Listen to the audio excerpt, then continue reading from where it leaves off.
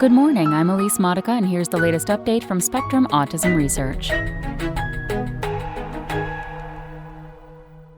Prenatal CRISPR therapy blocks Angelman syndrome traits in mice, by Angie Voiles-Ascom. Editing DNA in embryonic and newborn mice by using CRISPR technology can override mutations underlying Angelman syndrome and prevent many of the condition's traits, according to a new study. The effects last for at least 17 months and may be permanent, the researchers say. It's very exciting, says Stephen Kushner, professor of psychiatry at Columbia University, who was not involved in the study.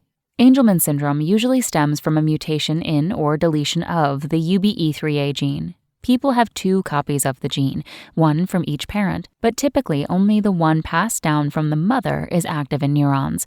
Mutations that stymie that copy can lead to a lack of UBE3A protein in the brain, causing the syndrome's core traits: developmental delays, motor dysfunction, speech impairments, seizures, and often autism. These traits improve in response to treatments that activate the silent yet intact paternal copy of UBE3A and boost production of the protein in Angelman syndrome model mice. But these treatments wear off over time, requiring repeated injections into the spinal fluid or brain.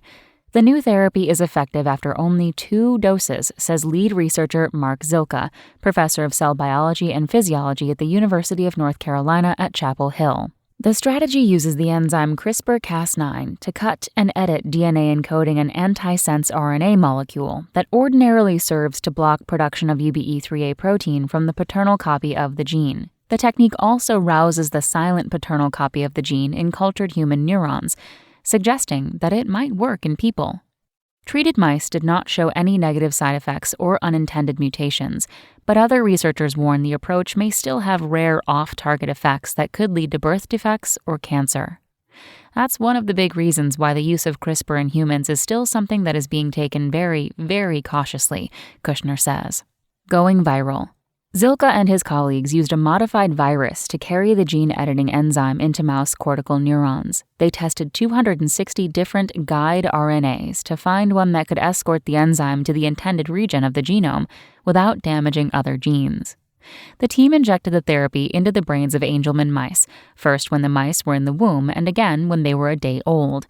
The double dose delivered the treatment to all layers of developing cortex, the researchers found, and it activated the paternal copy of UBE3A in every brain region they checked, aside from the cerebellum, until the mice were 17 months old. The effects likely last even longer, they say. Mounting data show that a virus like the one they used can insert itself into the genome, resulting in permanent changes to an animal's DNA, Zilka says. When that happens, the viral genome can affect nearby genes. In this case, the viral genome contains instructions to tack extra nucleotides, the building blocks of the genetic code, onto messenger RNA. These additions render ineffective the antisense RNA that normally silences paternal UBE3A. The injections prevented behaviors typically seen in Angelman mice, the researchers reported in Nature in October. Treated mice showed less hind limb clasping, considered akin to repetitive behaviors seen in autistic people. They also spent more time in the center of an open field, suggesting they are less anxious than untreated mice, and performed better on a test of motor coordination.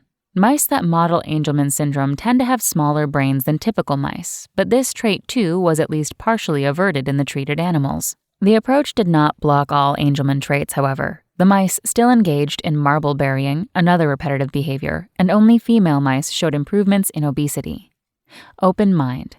The treatment may not have worked in enough cells to correct all traits.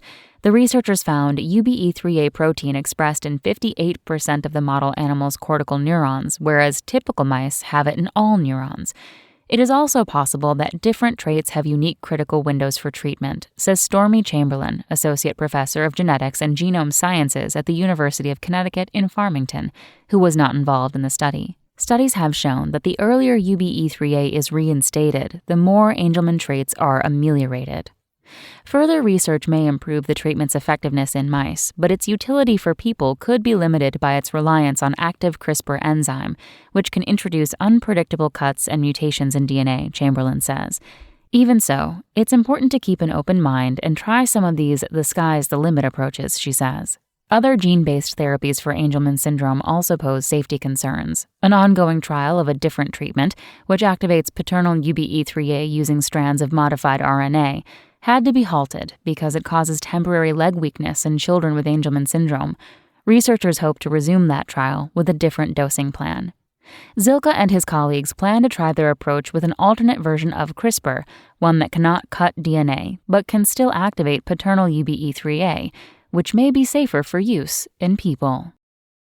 That's all for today. Check back on Friday for more content from Spectrum Autism Research or go to spectrumnews.org.